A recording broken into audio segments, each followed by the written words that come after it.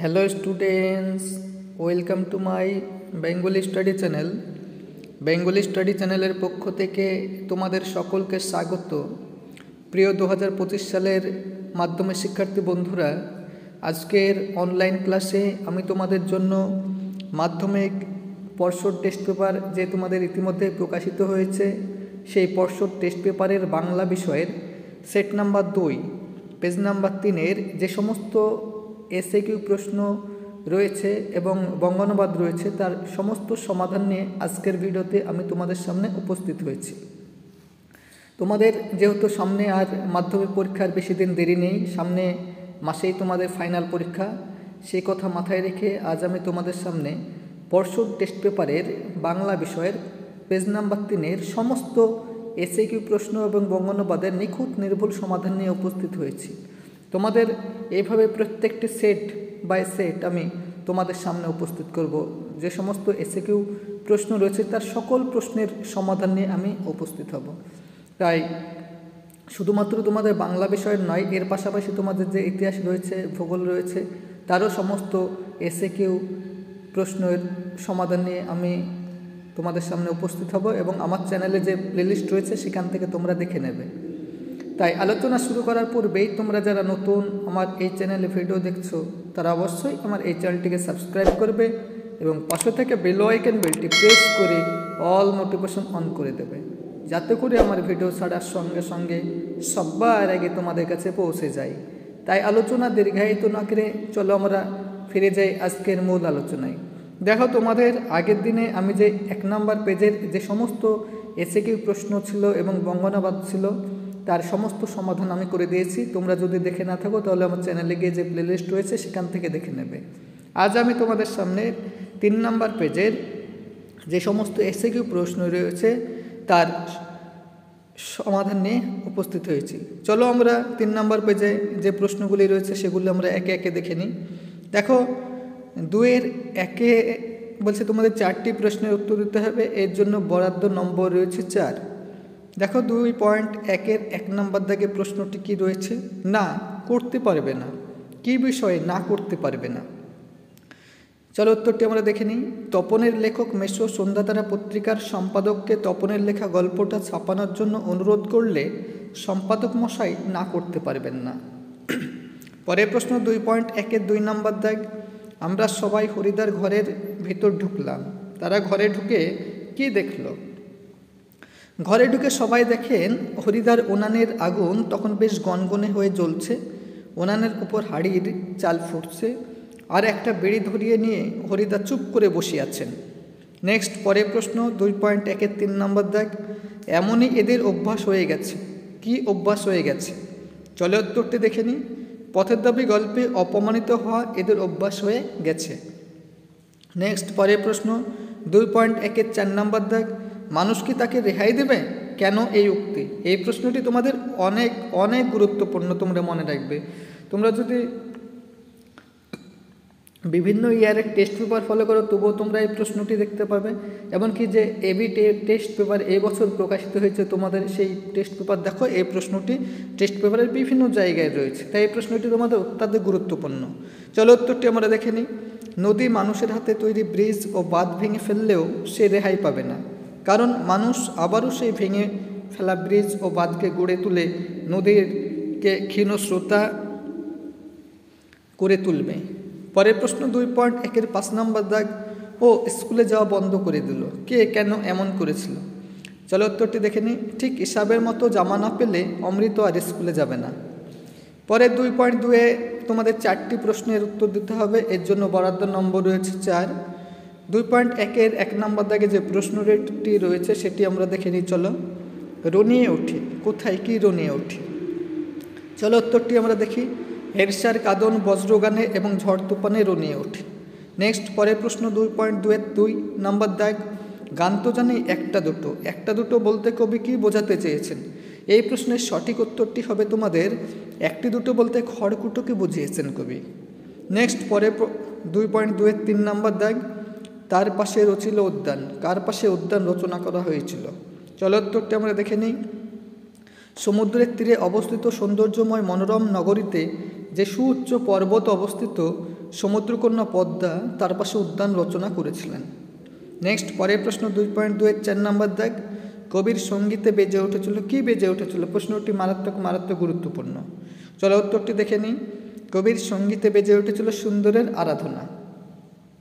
Next পরের প্রশ্ন 2.2 এর 5 নম্বর দাগ, তাই আমি জাগানো অকালে, এর ফল কি হয়েছিল?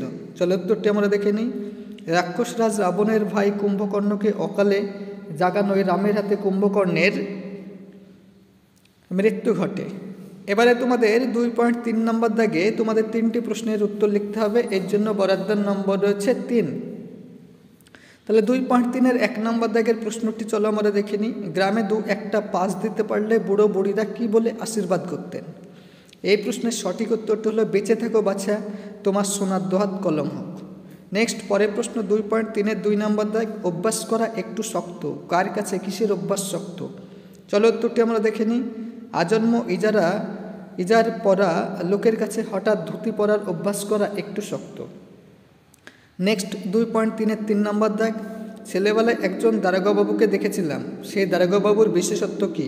চলো উত্তরটি আমরা দেখে নিই। সেই দারোগাবাবুর বিশেষত্ব ছিল তার কলম পায়ের মোজায় গোজা থাকত। নেক্সট 2.3 এর 4 নম্বর দাগ, কিছুদিন আগে একটি পত্রিকায় দেখেছি, কে কি দেখেছিলেন? চলো উত্তরটি দেখে নিই। প্রাবন্ধিক একটি পত্রিকায় দেখেন জৈনকুলক লেখক লিখেছেন, অক্সিজেন বা হাইড্রোজেন স্বাস্থ্যকর বলে বৈজ্ঞানিক যুক্তি নেই, তারা জীবের বেঁচে থাকবার পক্ষে অপরিহার্য অঙ্গমাত্র।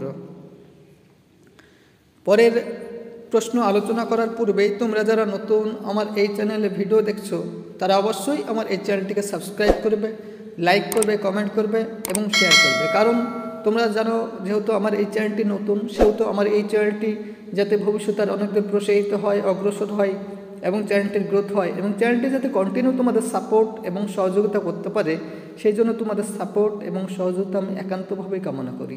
তাই আলোচনা দীর্ঘায়িত না করে চলো আমরা ফিরে যাই আজকের মূল আলোচনায়। দেখো 2.4 নম্বর দাগে তোমাদের 8টি প্রশ্নের উত্তর দিতে হবে, এর জন্য বরাদ্দ নম্বর রয়েছে 8। তাহলে 2.4 এর 1 নম্বর দাগের প্রশ্নটি হলো, পদাশ্রিত নির্দেশক বলতে কি বোঝো? চলো উত্তরটি দেখে নিই। যেসব প্রত্যয় বা শব্দাংশ পদের নির্দিষ্টতা কিংবা অনির্দিষ্টতা নির্দেশ বা প্রকাশ করে তাদেরকেই পদাশ্রিত নির্দেশক বলে। পরের পয়েন্ট 2.4 এর 2 নম্বর দাগ, একটি শূন্য বিভক্তি এবং একটি তির্যক বিভক্তির উদাহরণ দাও। একটি শূন্য বিভক্তির উদাহরণ হলো রাম ভাত খায়, আর একটা তির্যক বিভক্তির উদাহরণ এখানে মিস্টেক হয়ে গেছে, তোমাদের আমি বলে দিচ্ছি, পাগলে কিনা বলে। তাহলে একটি তির্যক বিভক্তির উদাহরণ হলো পাগলে কিনা বলে। নেক্সট 2.4 এর 3 নম্বর দাগ, বিগ্রহ বাক্য কি? চলো উত্তরটি আমরা দেখে নিই।